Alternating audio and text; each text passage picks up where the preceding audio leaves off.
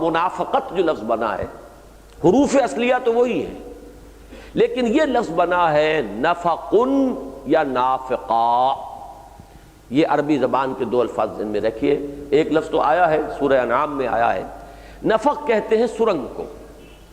سرنگ ایک زیر زمین راستہ ہوتا ہے جس کے دو منہ ہوتے ہیں، اس کو انٹری کہہ لیجئے تو وہ ایگزٹ ہے، اور اس کو انٹری کہیے تو یہ ایگزٹ ہے۔ زیر زمین راستہ ہے، سرنگ ہے، جس کے ظاہر بات ہے کہ دو منہ ہوں گے، دو دہانے ہوں گے۔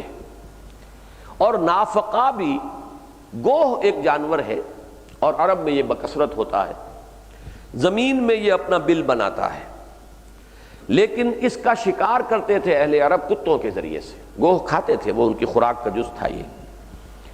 اب کتا جو ہے وہ گوہ کے اس بھٹ کے اندر، وہ گوہ جو ہے اس کو بھی اللہ نے شعور دیا ہے، جیسے اور حیوانات کو چیونٹیوں تک میں شعور ہے کہ ایک لائن چلی جا رہی ہے، آپ نے ذرا رکاوٹ ڈالی تو وہ لائن جو ہے ذرا سی اپنے رخ کو موڑتے ہیں، پھر آگے اپنی منزل سیدھی کرتے ہیں۔ تو شعور تو ہے حیوانات کے اندر، تو اس کو بھی اللہ نے شعور دیا ہے۔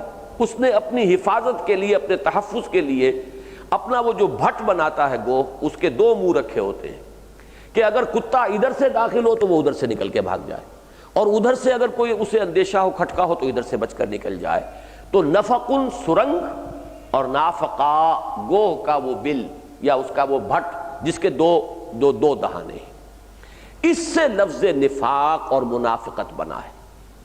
سادہ ترین اردو میں دو منہ انسان جس کو کہتے ہیں، ایک ایسی شخصیت جس کے دو رخ ہیں، ایک ہوتا ہے یک رخ، یکسو انسان، ایک چیز کو مانا ہے تو ہر چہ باد آباد ماں کشتی درا بنداختیم، اب جو ہو سو ہو، ہم نے تو اپنی کشتی دریا میں ڈال دی، اب یہ کشتی تیرے گی تو ہم تیریں گے، یہ ڈوبے گی تو ہم ڈوبیں گے، اس کو چھوڑ کر جانے والے ہم نہیں۔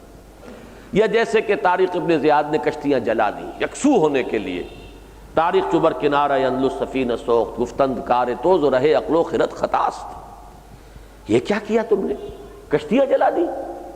ہر طرح کے حالات پیش آ سکتے ہیں، ہو سکتا ہے ہمیں شکست ہو جائے، کوئی بہت بڑی قوت سے مقابلہ ہو جائے، ہمیں واپس آنا پڑے، اور تم کشتیاں جلا رہے ہیں۔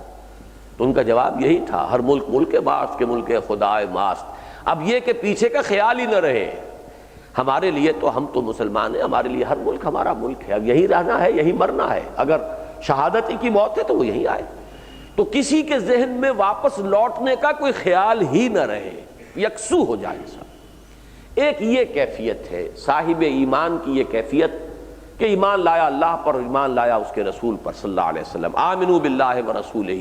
اب دو چیزیں اس کے لیے قطعی ہیں، جو حکم ہو سر آنکھوں پر، رسول کا حکم، اللہ کا حکم، اور دوسرے یہ کہ تن من دھن لگا دینا ہے اسی مقصد کے لیے، اسی کام کے لیے جس کا حکم ہو اللہ کے اور اس کے رسول کی طرف سے، انفاق اور ایمان۔ ایک تو یہ یکسو لوگ ہیں، ایک وہ ہے کہ جو تحفظات کے ساتھ بڑھنا چاہتے ہیں، کچھ جان و مال کو بچا بچا کے چلنا چاہتے ہیں۔ وہ جو اقبال نے مشہور ان کا شعر ہے، الفاظ تو غالباً پورے مجھے صحیح یاد نہیں ہے، کہ تو چھپا چھپا کے نہ رکھ اسے، یا تو بچا بچا کے نہ رکھ اسے، تیرا آئینہ ہے وہ آئینہ کہ شکستہ ہو تو عزیز تر ہے نگاہ آئینہ ساز میں۔ یہ بچ بچ کر چلنا، جان اور مال کو بچاتے ہوئے کچھ آگے بڑھنے کی کوشش کرنا، تحفظ کو مقدم رکھنا۔ ایک ہے مقصد مقدم ہو، اس کے لیے جان جاتی ہے تو جائے، مال جاتا ہے تو جائے، جو آتا ہے آئے، ہر چہ باد آباد۔ ایک ہے تحفظ کو مقدم رکھنا، چلنا بھی ہے تو اتنا ہی جس میں کوئی غضب نہ پہنچے، آگے بڑھنا بھی ہے تو اسی انداز میں کہ جان بچی رہے، مال بچا رہے۔ یہ ہے در حقیقت وہ بچاؤ، جیسے کہ سرنگ بھی ہوتی ہے تو اسی لیے ہوتی ہے، اور نافقہ وہ جو بل ہے گوہ کا، اس میں بھی اصل شے جو ہے وہ حفاظت ہے، اپنے آپ کو بچانے کی فکر ہے۔ تو جو لوگ ایمان تو لائے، لیکن یہ ہے کہ وہ ہر چہ باد آباد کے انداز میں نہیں لائے، جو بچ بچ کر چلنے کی کوشش کر رہے ہو، جو یہ کوئی قربانی جو ہے دینے کے لیے آمادہ نہ ہو۔